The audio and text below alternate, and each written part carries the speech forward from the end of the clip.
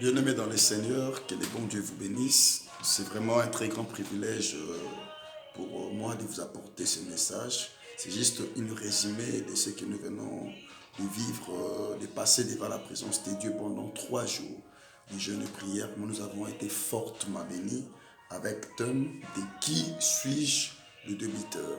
Je le payerai. Ici, ce n'est pas un homme qui pose la question à un homme et en même temps lui répondant, c'est l'Éternel lui-même, le Dieu créateur. En même temps, il a dit, sous les cieux, tout m'appartient.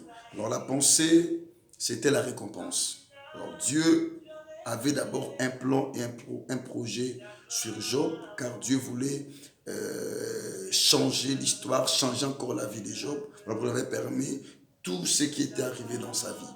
Alors Job ne connaissait pas cela. Job s'est posé des questions, qu'il n'avait pas d'intelligence parce que il souffrait, parce qu'il était dans la souffrance, dans la misère, et des fois il s'est douté de son avenir. Mais Dieu qui avait permis cela était venu pour lui dire, de qui suis-je le débiteur? Je le payerai. Pourquoi cette question? Parce qu'il y avait des bonnes œuvres que Job avait fait devant Dieu. Bien-aimé, sache-le, toi qui fais des bonnes œuvres devant Dieu, toi qui vois qu'aujourd'hui ta vie n'avance pas, rien ne marche, comprends seulement auprès de Dieu, tu as ta récompense. Tes œuvres n'est jamais oubliées devant l'Éternel. Le Dieu que tu sers avec vérité, avec sincérité de cœur, ce Dieu-là viendra te récompenser. C'est notre semaine de récompense et Dieu nous a fortement bénis. Fortement bénis, fortement bénis. Et aujourd'hui, les derniers jours, nous avons touché l'histoire d'Ézéchias. Ézéchias, lui, est devenu roi à l'âge de 25 ans. Il avait succédé son père Acha, et son père était un idolâtre. Il ne servait pas Dieu, il était vraiment idolâtre. Et lorsque Ézéchias est venu, directement dans son première année de règne, il a commencé à rétablir la fonction dans les temples des dieux. Il a appelé les Lévites, il a mis de l'ordre dans le pays et dans le temple de l'Éternel. Alors l'acte que cet homme a fait, cela avait marqué le cœur de Dieu. Alors un jour, Ézéchias était tombé malade. Dieu a envoyé son serviteur Esaïe pour lui dire, donner des ordres à sa maison car il va mourir. Ézéchias a vu que la synthèse était très tôt. Il ne pouvait pas laisser la vie comme ça. Et Ézéchias a tourné le visage contre le mur et commence à pleurer. Écoute sa prière. Il a dit à Dieu, ô Éternel, souviens-toi de moi. Souviens-toi de moi. Je marchais devant ta face avec fidélité de cœur. Et j'ai fait beaucoup de bien devant ta face. Dieu connaissant cela, Dieu connaissant tout ce qu'Ézéchias avait fait, directement Dieu a libéré le message encore auprès de son serviteur Esaïe pour aller dire à Ézéchias qu'il ne va pas mourir. Il lui ajoute 15 années de vie. Mes bien-aimés, 15 années de vie. Comment cela est arrivé? À cause de bienfaits, des bonnes œuvres. Mon frère, ma soeur, continuons de faire des bonnes œuvres devant l'Éternel. Car c'est Dieu qui nous récompense. C'est Dieu qui nous récompense. C'est juste une petite résumé ou un petit rappel de ce que nous venons de passer pendant 3 jours.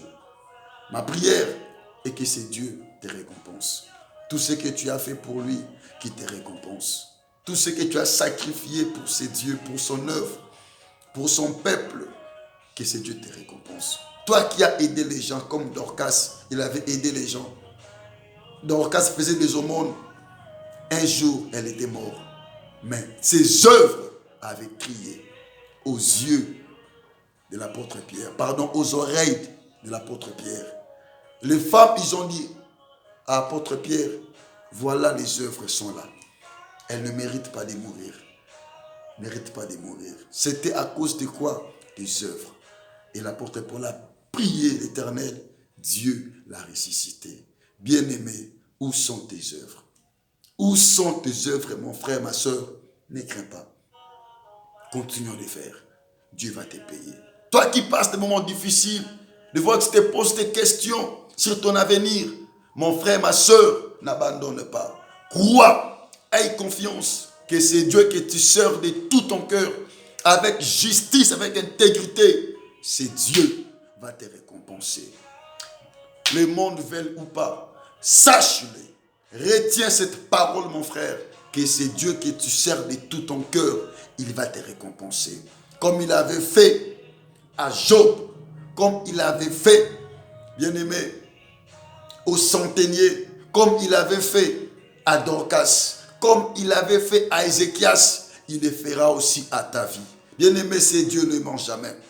Reste fidèle, sois intègre devant Dieu. Dieu va te récompenser. Même si tu ne vois rien aujourd'hui, mon frère, ma soeur, le Dieu que tu sers de tout ton cœur, c'est Dieu-là. Il va te récompenser. Seulement, reste juste. Sois intègre. Crains Dieu. Comme ces prophètes qui craignaient Dieu. Mais cela fait que la mort est venue avant. Lui, il est parti. Sa femme est restée. Et cet homme avait laissé des dettes dans sa famille. Ses enfants voulaient partir. Mais lorsque la femme sait que mon mari était un prophète de l'Éternel, il servait Dieu. Il craignait Dieu. Et il est parti comme ça, laisser des dettes.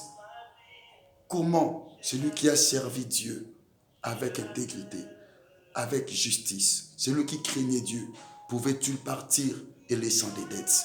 Non, il faut que son Dieu puisse lui récompenser. Comme cette femme savait cela, elle est venue dire à Élisée, mon serviteur craignait l'Éternel. Et il est mort à laissant des dettes. Le créancier est venu pour prendre mes deux enfants. Mes deux enfants. Où est ton Dieu? Où est la récompense de mon mari? Où est sa récompense? Où est sa récompense? Bien-aimé, Élisée a dit, qu'as-tu à la maison? Parce que Élisée savait que l'Éternel n'a jamais resté avec les dettes de quelqu'un.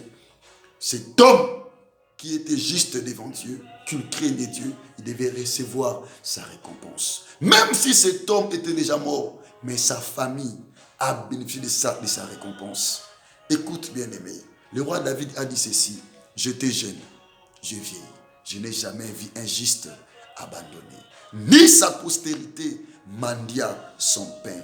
Mon frère, ma soeur, reste fidèle devant Dieu, continue de craindre Dieu. C'est Dieu que tu sers, il va te récompenser. C'est notre semaine de récompense et notre mois de bénédiction. Par la grâce de Dieu, Dieu nous a bénis. Dieu nous a récompensés. Dieu nous a fortement bénis durant ces 3 jours. Mon frère, ma soeur, tiens bon. La vie continue. Ce que tu vois n'est pas la fin. Mais comprends que ton Dieu a un plan et un projet sur ta vie. Continue de croire et reste focalisé sur ton Seigneur. Reste bien aimé, focalisé à faire des bonnes œuvres à son égard. Car ton Dieu voit tout ce que tu fais et il viendra te récompenser. Aujourd'hui, par la grâce de Dieu, nous fêtons le 2e anniversaire de l'Église. C'est aussi notre temps de la moisson. Dieu est en train de nous récompenser par sa grâce. Mon frère, ma soeur, continuons de servir Dieu. Demeurons justes. Soyons fidèles devant sa présence. Soyons fidèles, bien-aimés, devant ces dieux. Servons Dieu de tout notre cœur et ces dieux viendront nous récompenser. Bien-aimés, premièrement, on avait dit Dieu venir vers Job pour lui parler de telles choses, pour lui poser la question par rapport à ce que Dieu avait comme plan, comme projet d'accomplir dans sa vie. Et on avait vu aussi comment les hommes étaient venus auprès de Pierre, comment les hommes avaient appelé Pierre, comment les anciens étaient venus vers Jésus pour dire à Jésus, cet homme mérite que tu lui accordes cela. Et aujourd'hui, on a vu lui-même l'homme que Dieu avait dit qu'il devait mourir. Lui-même, il a tourné son visage contre le mur pour dire à Dieu, Seigneur, souviens-toi de moi. La récompense peut être de Dieu lui-même, où les hommes peuvent parler de toi sur les bonnes œuvres que tu as fait, ou toi-même tu peux te présenter devant Dieu pour dire à Dieu, souviens-toi de moi.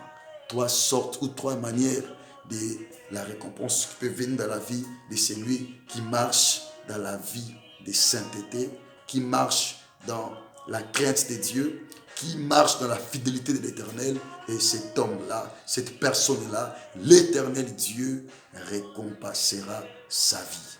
Tous les bienfaits que nous faisons pour lui, l'Éternel Dieu finit toujours à nous récompenser.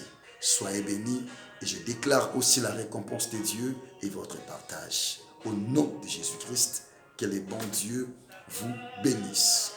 Merci beaucoup.